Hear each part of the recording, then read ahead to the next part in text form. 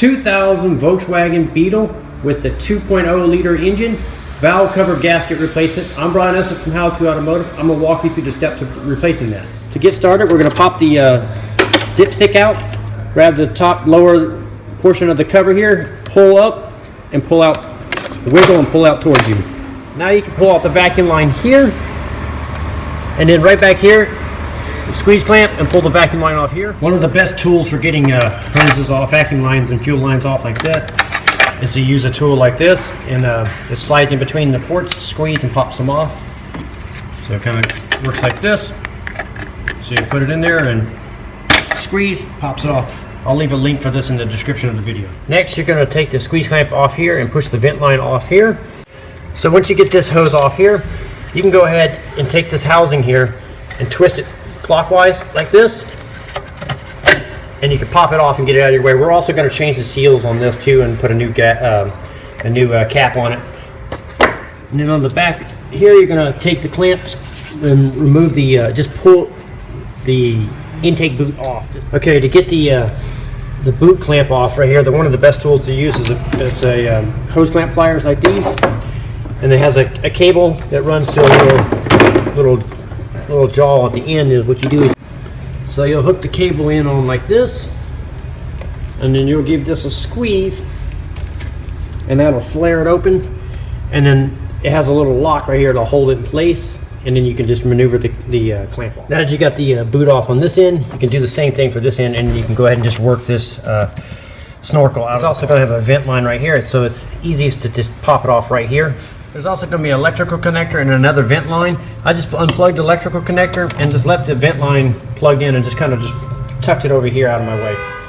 Okay, now it's unbolted. I'm just going to leave it, like I said, I'm just going to leave it hanging in there like that. And if you look right back here, there's a support bracket.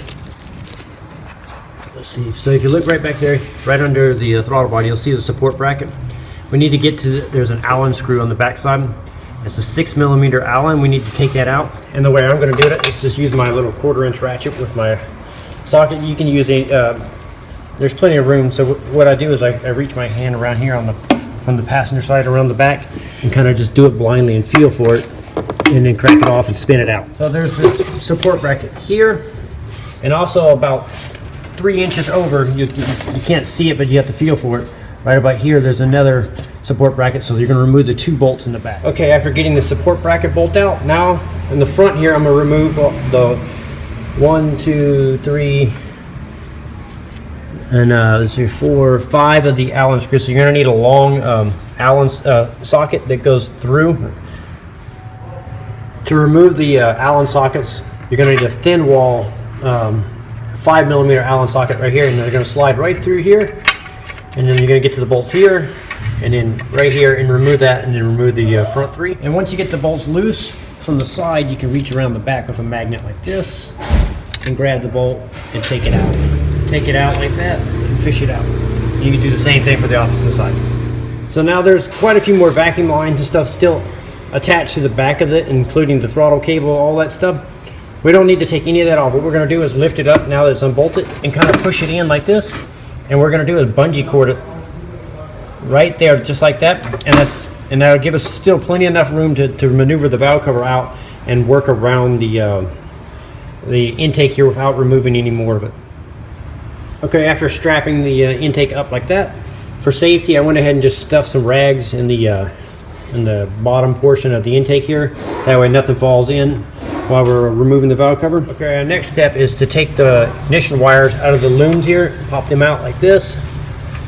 And then on the timing cover right here, there's going to be a clip here. You're going to pop that, and right here, a clip, and then you can pull it back. And you can also inspect your timing belt now and see what type of condition it's in, and maybe make recommendations. Now what we're going to do is there's going to be some 10mm bolts here, here, here, here, and then the same thing in the back. Just going to follow them around and remove all these bolts. Okay, after getting all the bolts off all the way around it, you're going to start back here and pull this little cover off, set that aside, and then this little metal bracket's going to be on there. You're going to pop that off, and also there's going to be a support bracket here for the air injection hose here. So you're going to pop that off, Now those are all off. Now you can just go ahead and pry up your valve cover and pull it out of the car. Now that the valve cover is off, now you need to clean up the cylinder head surface here. So you're going to wipe it out. Use brake clean, parts cleaner. When you do it, you want to wipe away so you don't want the debris falling into the cylinder head. And you want to make sure you pick out all the old silicone, remove all that on the corners back here, and clean it all the way around. And then there's a little channel here. You need to clean that out. Make sure that's nice and clean.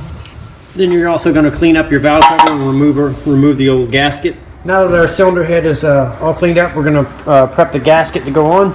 So we're going to flip it up where the lobes are like this, and we're going to put a little black silicone. So the silicone we like to use here at How To Automotive is called the Right Stuff, and I'll link this up in the description also. So you're just going to put on the gasket here itself a few little dabs like that on the corners,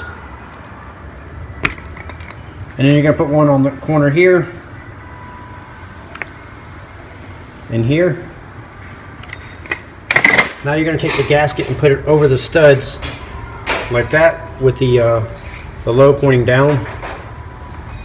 Now that the gasket's in place, we're going to go ahead and slip our valve cover back on in place.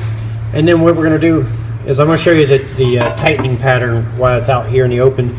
So once you get everything back together, when you go to tighten it, you're going to tighten one here, here, here, here.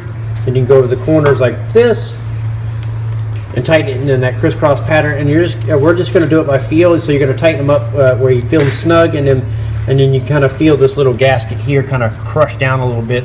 You don't want to over bear on them, and you can over tighten it. So just tighten it down to it's nice and snug and a little bit, just a quarter turn or more. After the valve cover's back in, then you can take the little metal bracket that went in the back, slip it on, and then the metal bracket that goes in the front, put it on, and then put the air injection bracket over the top, and then you can start all your bolts and then tighten it in the pattern that I mentioned. And also put the cover back on, the plastic cover back here. Now that the cover's re-secured, you can go ahead and put your ignition wires back in the looms. Go ahead and put your cover back on and snap the cover back on. Now you can take your gasket off. Mine's stuck to the bottom here. And put a new gasket on, and then lower your intake back down in place and start all the bolts. And just start them all by hand. Don't tighten any of them down yet until they're all started, including the back too.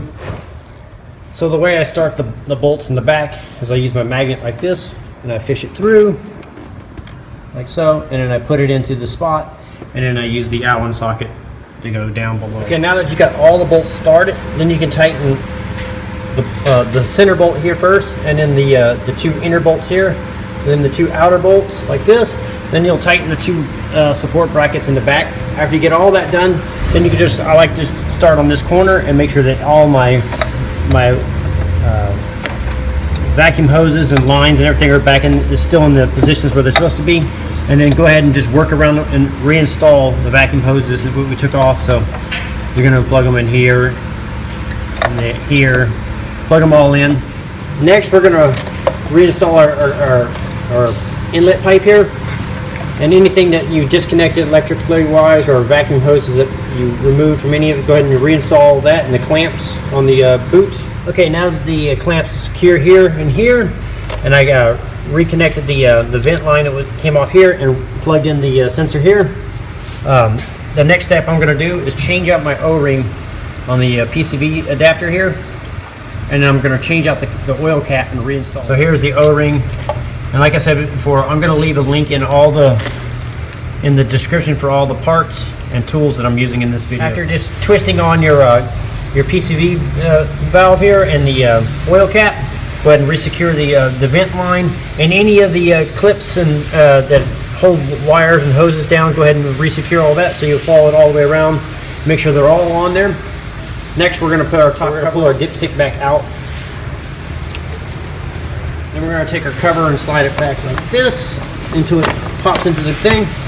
Line it up with the dipstick and then push down onto the cover, and then reinstall your dipstick. And that'll complete the valve cover replacement on a 2000 Volkswagen Beetle with the 2.0 liter engine. I'm Brian Eslick from How To Automotive. I'd like to thank you guys for watching my videos. Encourage you to subscribe invite you to head over to the howtoautomotive.com website for more valuable videos like this. Thank you again, and also as a reminder, there will be links in the description for all the tools and parts. Thank you again.